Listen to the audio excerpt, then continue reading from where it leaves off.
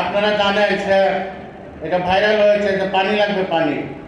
আসলে সে ছোটবেলা থেকে মানুষের জন্য সে মানুষের পাশে সুখে দুঃখে পাশে গিয়ে দাঁড়ানো তার এটাই ছিল স্বভাব।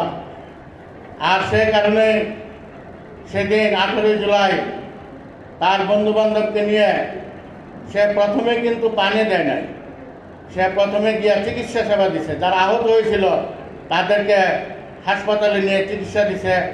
আর যারা শহীদ হয়েছে, পুলিশ যখন শহীদদেরকে গুম করার জন্য বা পুলিশের নিয়ন্ত্রণে নেওয়ার জন্য এগিয়ে যাচ্ছিল, তখন সে তার বন্ধুবান্ধব নিয়ে সেই শহীদদেরকে পুলিশের হাত থেকে রক্ষা করেছিল, গুমের হাত থেকে রক্ষা করেছিল।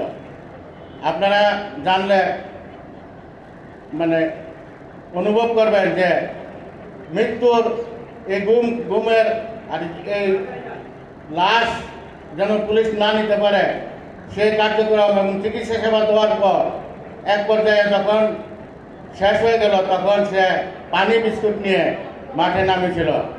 কারণ সে ফ্রিল্যান্সিং করত, মাসে কমপক্ষে 1 থেকে 4 লাখ 2 লাখ টাকা পর্যন্ত মাসে সে ইনকাম করেছে লেখাপড়ার পাশাপাশি।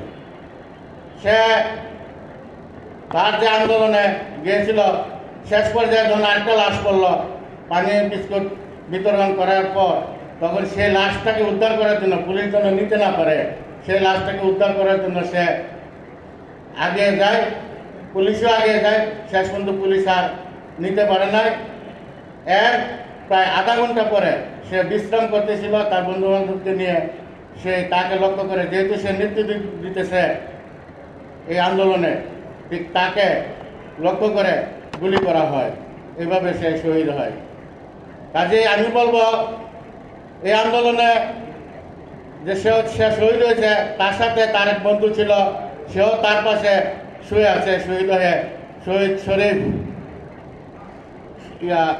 শহীদ রেদন শরীফ রিয়ার জয়, সে তার সাথে ছিল।